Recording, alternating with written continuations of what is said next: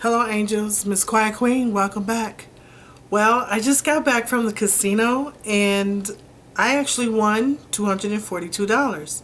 Well, technically, I didn't win $242. I had $20 in my hand because that's all I'm going to spend. I am not a gambler. I hate losing money. So I put the $20 in the penny slot, and my husband walked away to get some drinks. And then all of a sudden, my machine just started blowing up, making all these noises, lights and color everywhere. People were stopping, looking. It felt like it was just ringing for like 5 minutes. And when it stopped, it said that I had won $242. Well, actually, if you take away the 20, because that's what I had invested, I won $222. That number is significant to me because that's my birthday. February 22nd. But I thought it was ironic that I won my own birthday in money because right before that, I just did a simple chant because I hear about this hue chant all the time, the hue. And it seems that every time I use that chant with something and I'm really sincere about it and I try to make sure my frequency is on a high level, I get what I want. And I'm telling you this because I'm starting to believe that it's not just serendipity. It's just, there's got to be something to it because every time I do it, something good happens. Something works out in my favor. So right before that, I was praying to angels because, they say if you want your angels to help you, you just have to ask. Which incidentally, that's what this video is about. I'm going to do a brief video on angels because many of you are emailing me like crazy, still asking me how can I reach my higher self, my spirit guide, my angels. How can I talk to my angels? How can I find out what my angel name is? You trying too hard for one thing, and another, you need to check your intentions.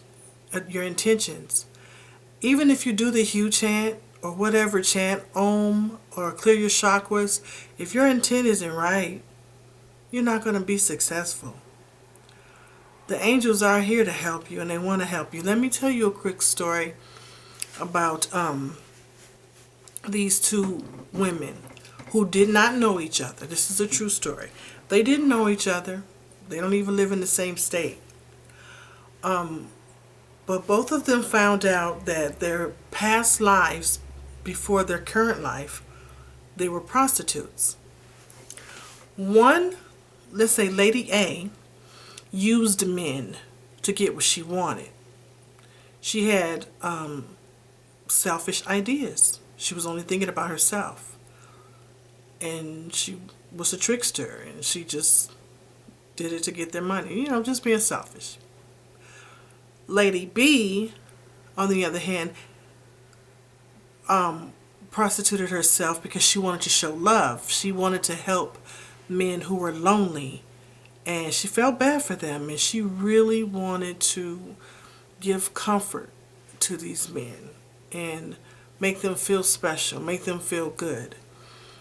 The moral of my story is that, Lady A ended up with a bad reputation in this life, her current life. She's known as the hoe. She's known as the easy person. Women hate her. They call her a man stealer. They don't trust her, and she can't understand why because she's not like that.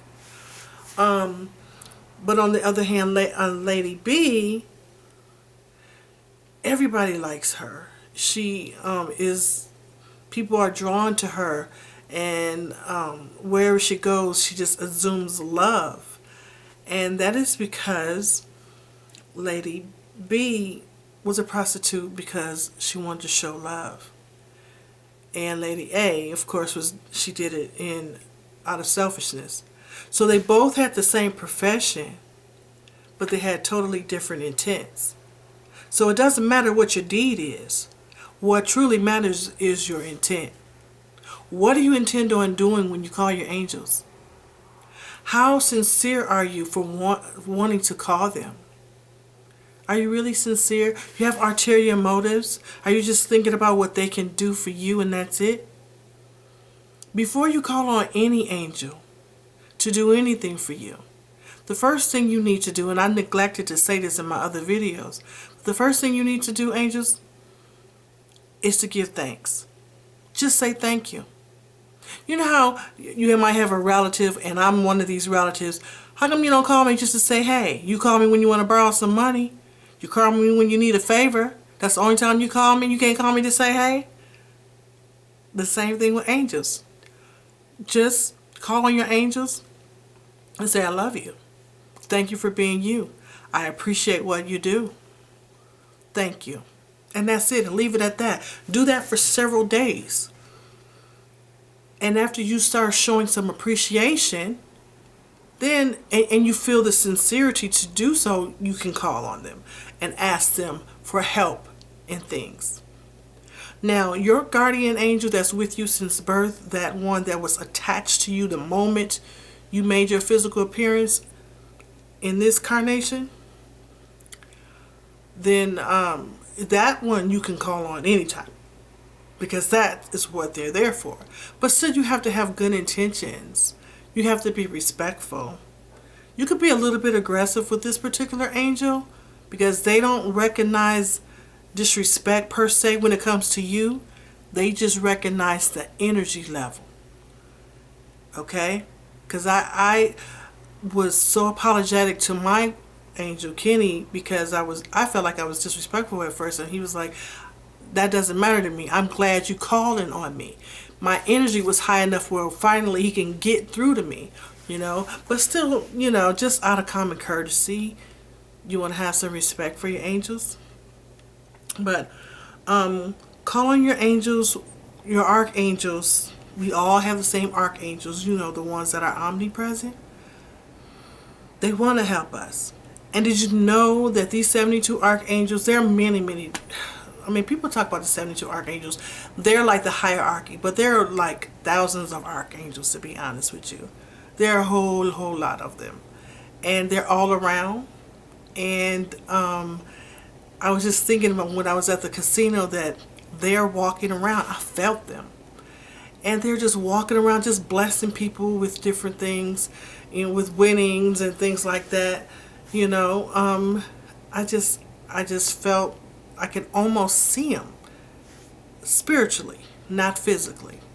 Speaking of seeing angels, okay, I hope I don't offend anyone when I say this, but I was reading an article and people were asking, why do we always see angels when artists create angels and they make pictures of them? Why do they always have to be of European descent? I know people say, well, race doesn't matter. Well, if it doesn't matter, then put some pigment to some of those pictures. It does matter because black people and Asian people were asking, why are all angels blonde hair with blue eyes? I mean, it's okay. That's perfectly fine. But where are the other ones that represent us? Other races, not just Asians, not just blacks, but Latinos and Mexicans and Arabs and Indians. What about everybody else? Because I'm told, and I truly believe this, that your angels come to you in a manner that you would understand. So if you're going to be an artist and you want to put pictures out there for the world to understand, then you need to paint pictures of other angels looking in different ways. Because my angel doesn't come to me with blonde hair and blue eyes. Now, there's nothing wrong with that, but that's not how they come to me. That's not how they come to other people. I have a subscriber, and I hope she's okay with me telling her story. She said she had a dream about 3 angels. She described them to me. They were really massive. Now, your archangels are huge. I mean, they're like really big. And I'm going to talk some more about what they look like physically.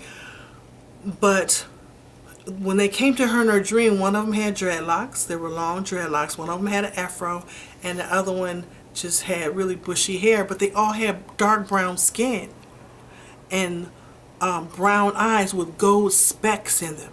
That's how she understood her angels. Someone else said that their angel had blue skin but features of an African person. Someone else told me that they seen an angel and their angel looked like a lizard, sort of like a human lizard type, but it was exumed a lot of love. So you can't put, I don't like when mass media always put one type of picture on everything. Like they think one type of beauty is blonde hair, blue eyes, pale skin. That's not the case. There's all different types of beauty, and there's different types of angelic forces, and they come to us in many ways. Now, I said I was going to tell you a little bit more about what they look like. They are really energy. Woo! I meant to tell y'all, my granddaughter has a toy, and that thing I don't even see it. I think it's under the couch, and it's just talking all of a sudden. I mean, I'm not even.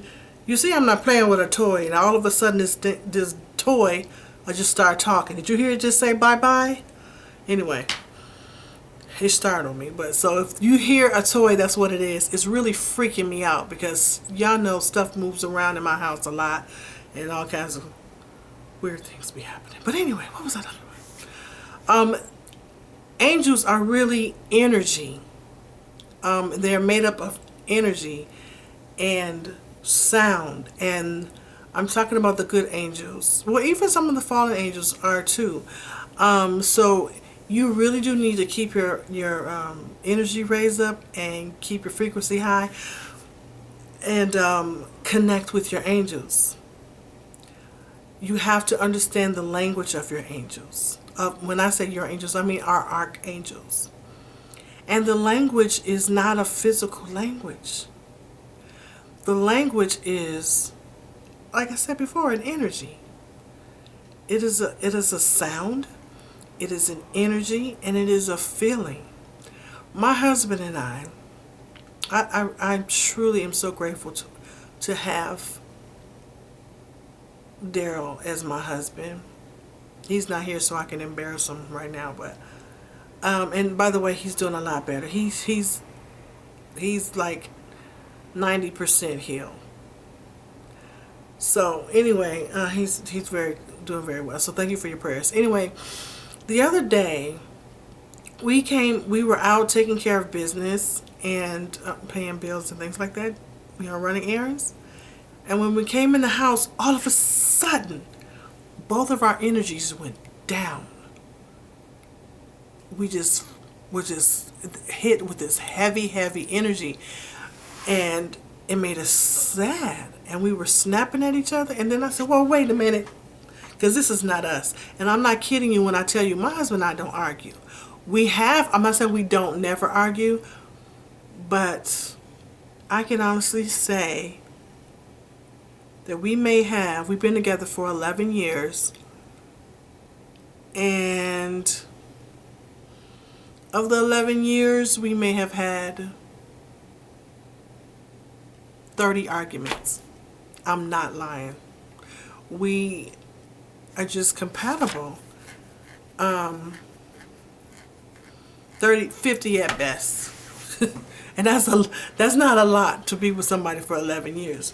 We just get along. So when I noticed that our energy was going down, I said, hold on a minute. He said, and he finished my sentence. He said, the devil is a lie. I said, you're right. He said, because there's this energy that's trying to get us upset. I said, that's right.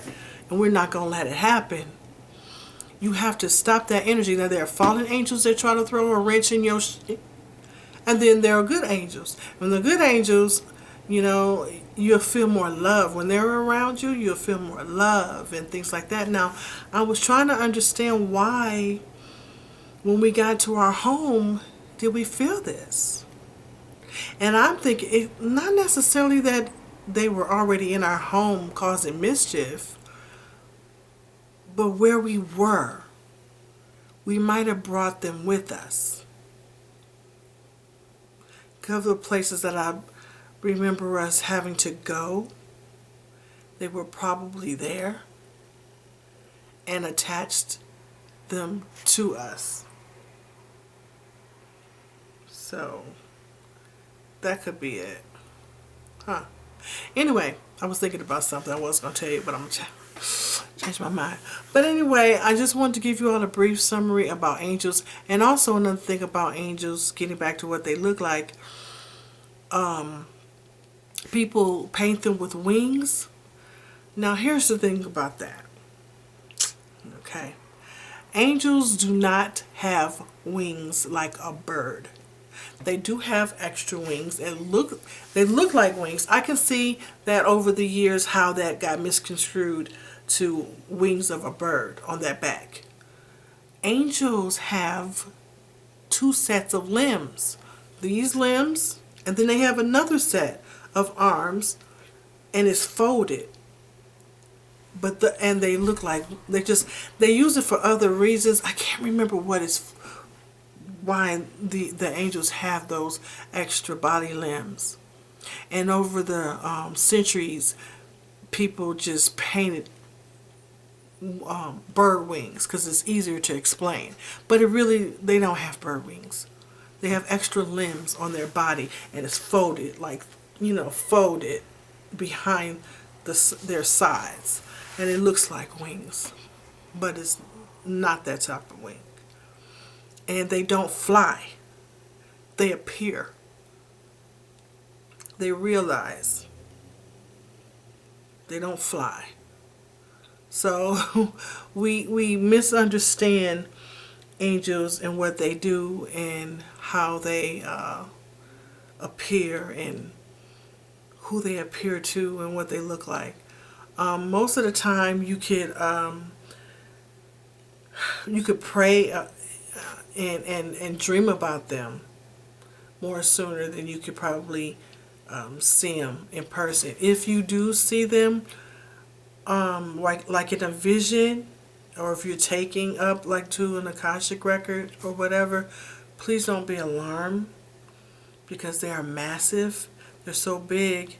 They might scare some people, but immediately try to focus on the light and the energy that they're spewing towards you, because once you realize that, you will feel an overwhelming sense of joy.